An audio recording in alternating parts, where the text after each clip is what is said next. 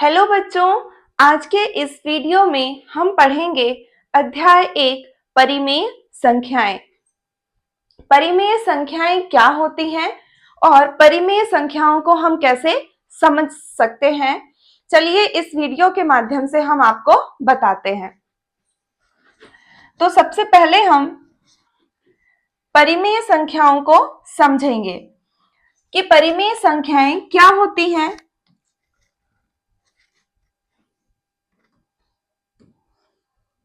परिमेय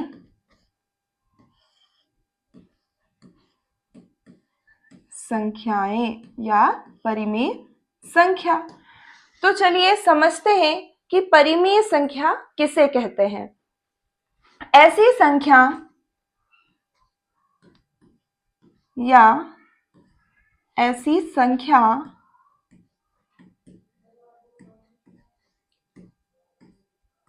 या पूर्णांक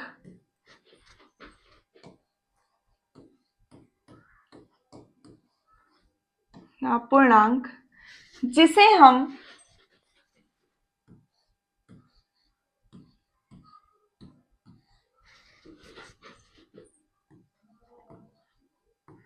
क्या करते हैं, P/Q के रूप में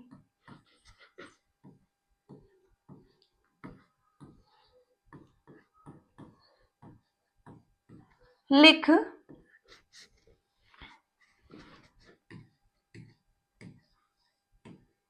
सकते हैं।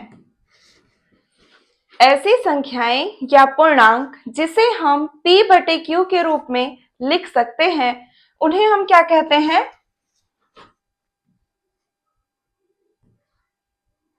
उन्हें हम परिमेय संख्याएं कहते हैं।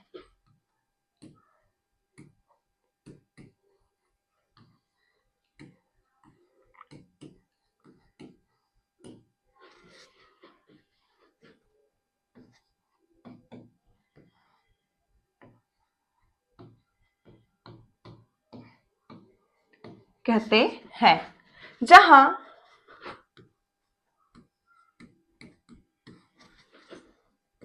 P और Q पूर्णांक हैं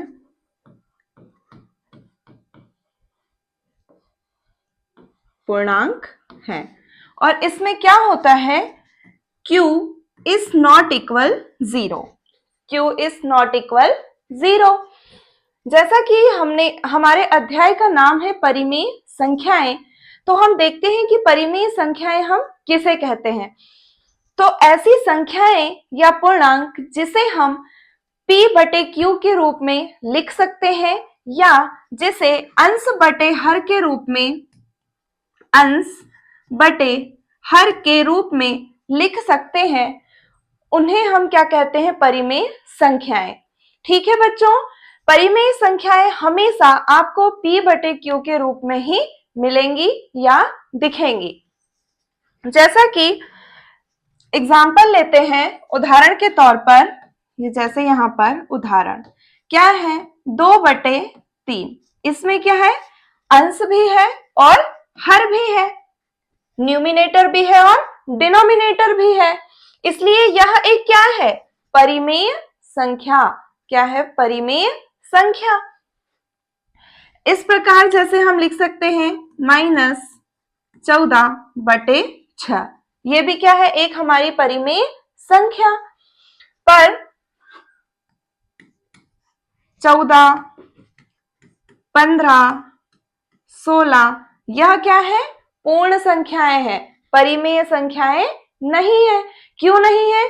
क्योंकि यह P/Q या अंश बटे हर के रूप में हमें दिखाई नहीं दे रही है। ठीक है बच्चों, इतना आपको अच्छे से समझ में आया। और यहाँ एक पॉइंट बोला गया है, Q इज नॉट इक्वल 0, मतलब कि P कहाँ होता है, ऊपर, और Q कहाँ होता है, नीचे। तो हमेशा हर में क्या नहीं होता है, 0। जैसे कि यहाँ पर 2/0, अगर कहीं हमें 2/0 अगर देखने को मिल गया तो यह क्या बताएंगे हम कि यह परिमेय संख्या नहीं है। ठीक है बच्चों। इसके बाद जैसे 6/0, 8/0, इन्हें हम परिमेय संख्याएं नहीं कहेंगे। क्यों नहीं कहेंगे? क्योंकि कभी भी हर में 0 नहीं लगता है। ठीक है बच्चों, इसीलिए यहां बोला गया है q इज नॉट इक्वल 0। इतना आपको अच्छे से समझ में आया। इसके बाद चलते हैं हम प्रश्नावली 1.1 की ओर। आज हम पढ़ेंगे प्रश्नावली 1.1 का प्रश्न क्रमांक 1। देखते हैं बच्चों कि प्रश्न क्रमांक 1 में क्या बोला गया है। निम्नलिखित प्रत्येक में गुणन के अंतर्गत उपयोग किए गए गुणधर्म या गुण का नाम लिखिए। इसमें क्या बोला गया है कि सवाल में कुछ क्या दिए हुए हैं, गुणन दिए हुए हैं या संख्याओं का क्या दिया हुआ है, गुणा दिया हुआ है। इसमें हमें बताना है कि कौन से गुणधर्म का उपयोग किया गया है। तो चलिए देखते हैं फर्स्ट क्वेश्चन क्या बोला गया है या क्या दिया हुआ है। -4/5 गुणा 1 बराबर 1 गुणा कोष्टक में -4/5 बराबर -4/5। ठीक है बच्चों, यह हमारा क्या दिया हुआ है, सवाल दिया हुआ है। सवाल को समझने से पहले हम कुछ गुणधर्म देख लेते हैं या कुछ नियम देख लेते हैं। जैसे कि एक होता है हमारे पास गुणात्मक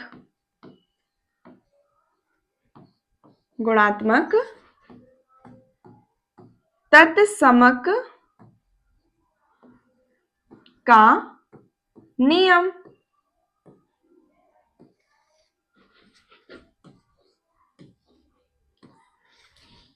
अब देखते हैं कि गुणात्मक तत्समक का नियम क्या होता है। जैसे कि किसी भी संख्या में एक का जब हम गुणा करते हैं तो हमें क्या होती है, सेम वही संख्या प्राप्त होती है। जैसा कि अगर हम a में 1 का गुणा करें या 1 में a का गुणा करें, बराबर हमारा क्या आएगा, a ही आएगा। इसलिए परिमेय संख्याएं a के लिए एक क्या है, एक गुणात्मक तत्समक है। इसलिए परिमेय संख्याएं a के लिए एक क्या है, एक गुणात्मक तत्समक है। ठीक है बच्चों, इतना आपको समझ में आया। जैसे कि एक एग्जाम्पल लेते हैं। यहां पर है 2/3, इसमें हम गुणा करेंगे 1 का। ठीक है बच्चों, इसके बाद अगर हम 1 में 2/3 का गुणा करेंगे तो यहां पर आंसर क्या आएगा, 2 में जब 2/3 में 1 का गुणा करेंगे तो क्या आएगा, 2/3। और 1 में जब हम 2/3 का गुणा करेंगे तो भी हमारा आंसर क्या आएगा, 2/3। तो यह एक क्या है, परिमेय संख्या है। इसके लिए एक क्या हो गया, एक गुणात्मक तत्समक। इतना आपको समझ में आया। तो इसी प्रकार जैसे क्वेश्चन में दिया हुआ है -4/5 गुणा 1, ये हमारी एक क्या है, परिमेय संख्या है। गुणा में क्या है, 1 है, बराबर 1 गुणा -4/5, यह हमारे पास दिया हुआ है। और आंसर हमारा क्या आएगा, जब हम -4/5 का गुणा 1 में करेंगे तो भी हमारा आंसर कितना आएगा, -4/5। और 1 में जब हम गुणा करेंगे -4/5 का तो भी हमारा आंसर क्या आएगा, -4/5। तो यहाँ कौन से गुणधर्म का उपयोग किया गया है, गुणात्मक तत्समक। कौन सा, गुणात्मक तत्समक। तो आंसर क्या आ जाएगा, गुणात्मक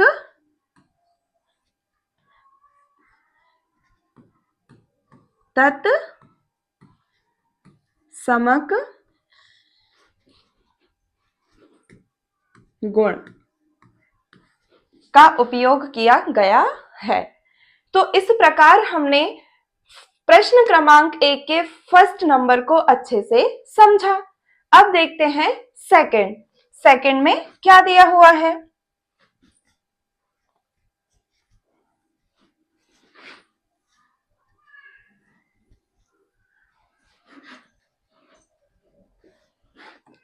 सेकंड में दिया हुआ है -13/17 गुणा, ब्रैकेट में दिया है -2/7 बराबर -2/7 गुणा -13/17। ठीक है बच्चों, यह हमारे पास क्या दिया हुआ है, सवाल दिया हुआ है। इसको समझने से पहले हम और एक नियम देखते हैं। वह नियम क्या है, क्रम विनिमय नियम।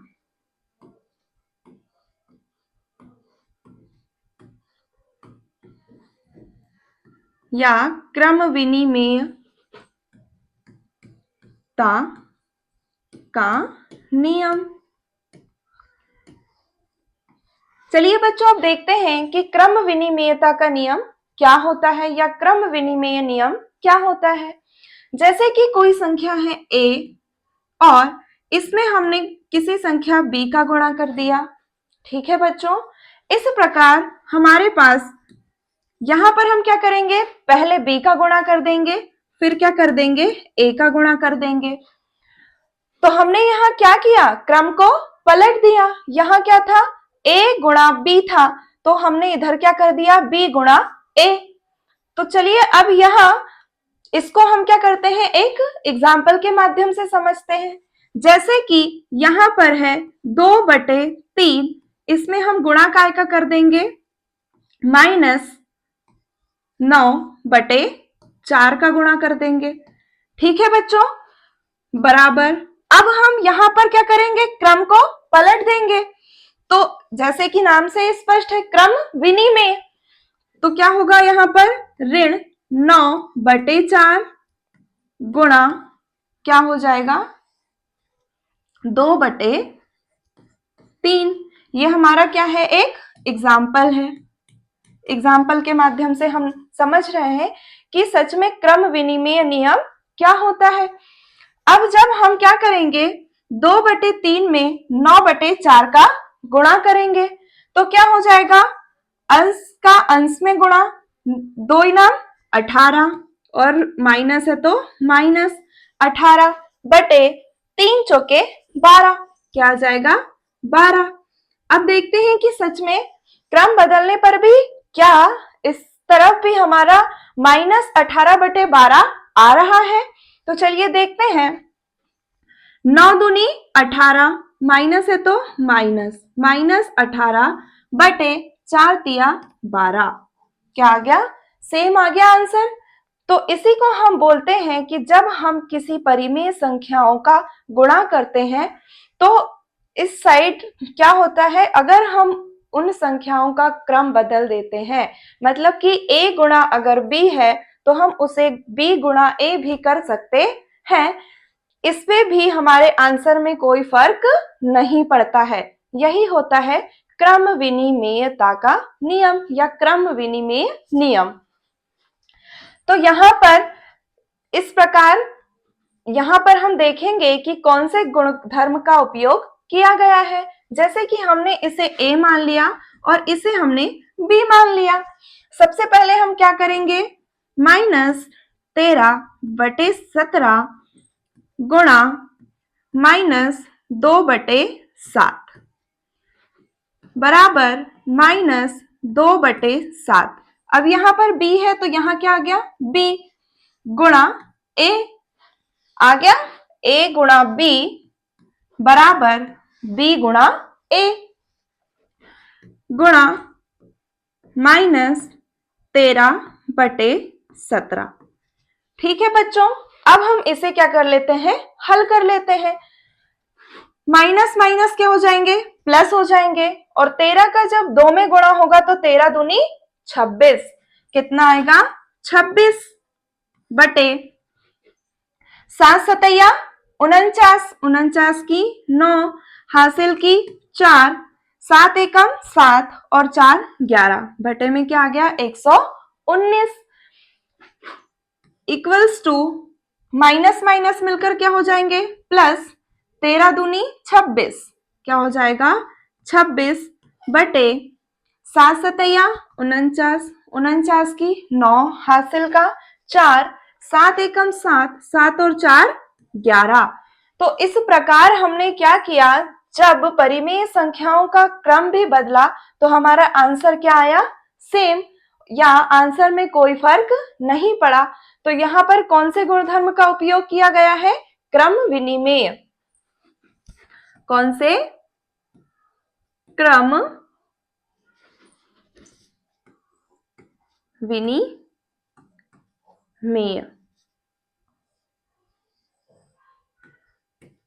गुणधर्म,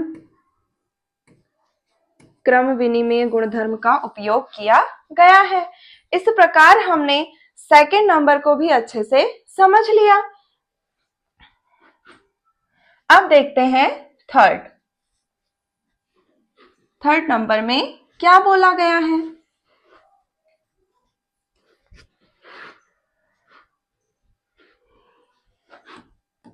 थर्ड नंबर में दिया गया है -19 बटे 29 गुणा 29 बटे -19। ठीक है बच्चों, जैसा कि नाम से ही स्पष्ट है, यहाँ पर एक गुणधर्म हम पढ़ेंगे या एक नियम पढ़ेंगे। क्या पढ़ेंगे, गुणात्मक प्रतिलोम का नियम। गुणात्मक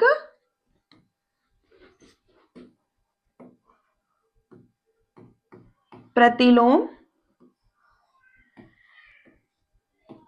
नियम। ठीक है बच्चों, क्या होता है गुणात्मक प्रतिलोम के नियम में, संख्याएं क्या हो जाती हैं, पलट जाती हैं। जैसा कि आपने यहाँ पर देखा -19 बटे 29 है, क्या है -19 बटे 29।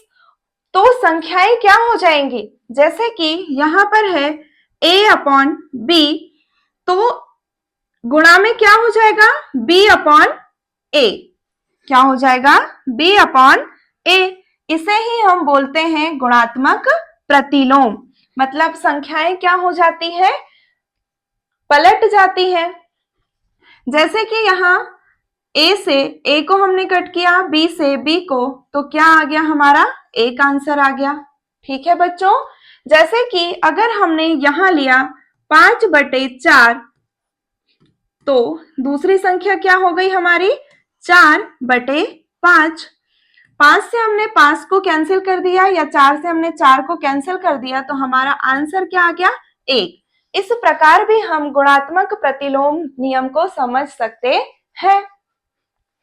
तो यहाँ पर जैसे -19 बटे 29 गुणा 29 बटे -19 दिया हुआ है, मतलब संख्याएं क्या हुई है, रेसिप्रोकल, मतलब कि संख्याएं क्या हो गई हैं, विपरीत हो गई हैं।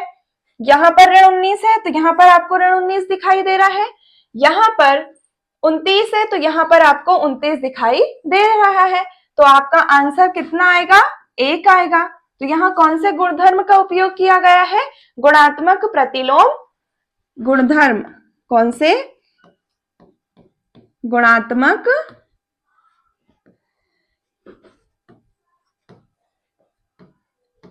प्रतिलोम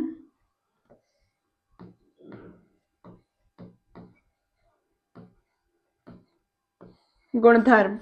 ठीक है बच्चों, इस प्रकार हमने प्रश्नावली 1.1 के प्रश्न क्रमांक 1 को अच्छे से समझ लिया। चलिए देखते हैं प्रश्न क्रमांक 2 में क्या बोला गया है।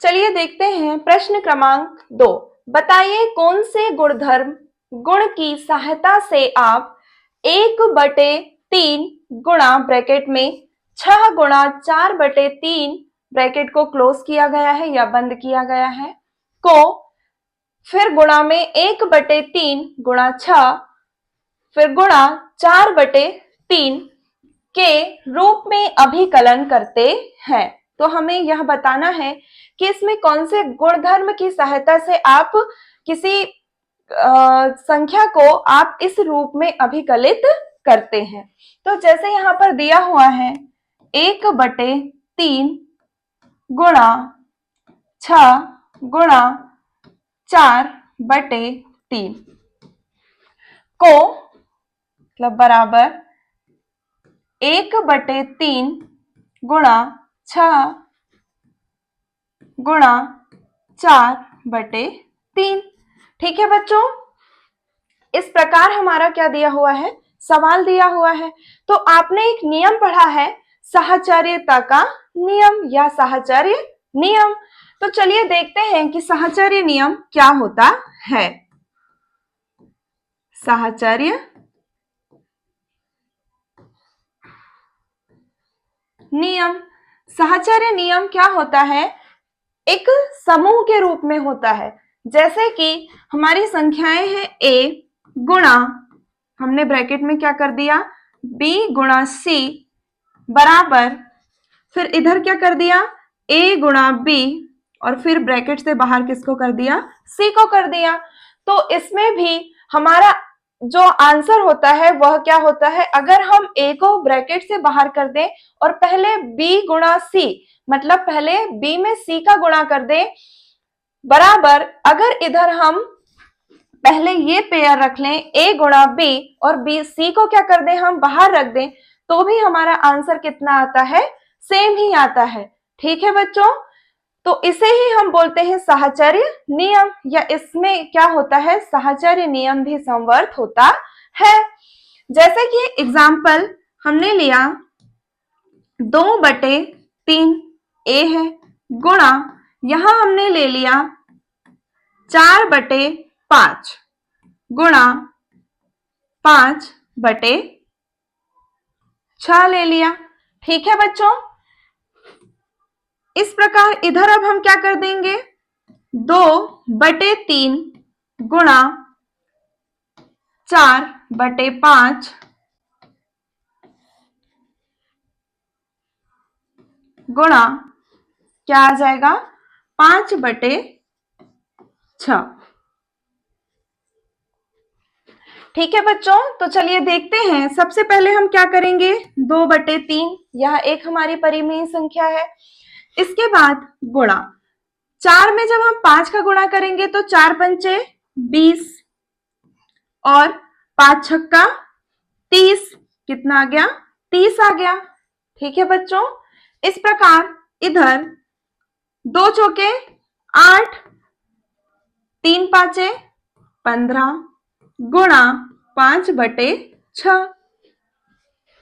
ठीक है बच्चों, इस प्रकार हमारा यह इस साइड या इस समूह को जब हमने सॉल्व किया तो हमारा यह आया, और इस समूह को जब हमने सॉल्व किया तो यहां आया, कितना आया 8/15 गुणा 5/6। चलिए अब इसको आगे सॉल्व करके देखते हैं कि क्या जब हम इसे आगे सॉल्व करते हैं तो इन दोनों का जो आंसर है वह क्या बराबर आता है।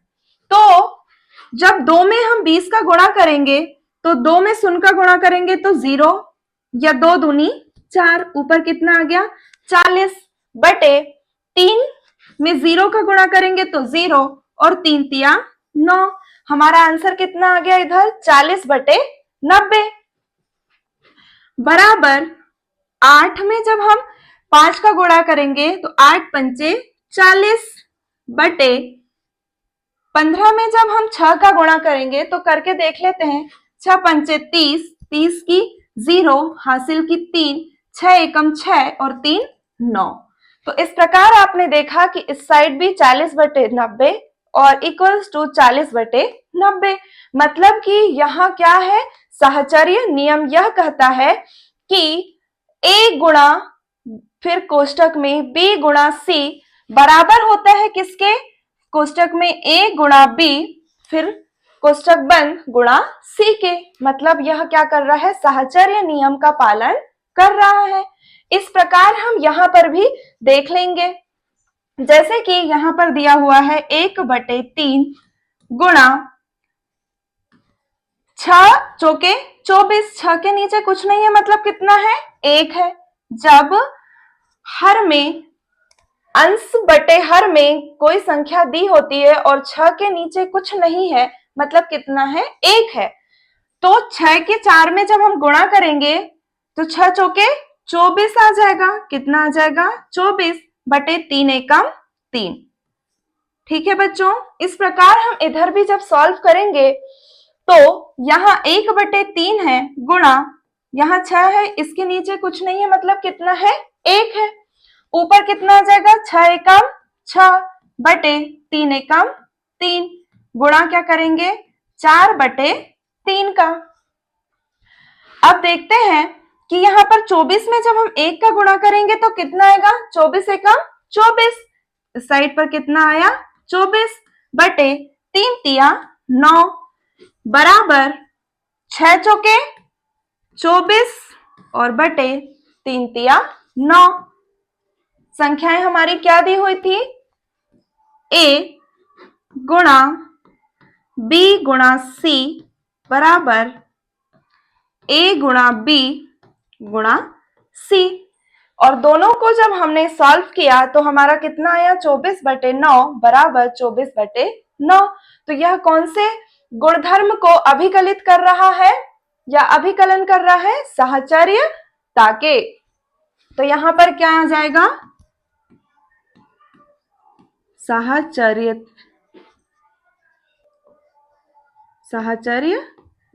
नियम या गुणधर्म या गुणधर्म। ठीक है बच्चों, इस प्रकार हमारी प्रश्नावली 1.1 पूर्ण होती है या कंप्लीट होती है। इसमें हमने प्रश्न क्रमांक 1 और प्रश्न क्रमांक 2 को अच्छे से समझा। आपको यह वीडियो पसंद आया हो तो प्लीज लाइक करें, शेयर करें एंड सब्सक्राइब करें। ठीक है बच्चों, धन्यवाद।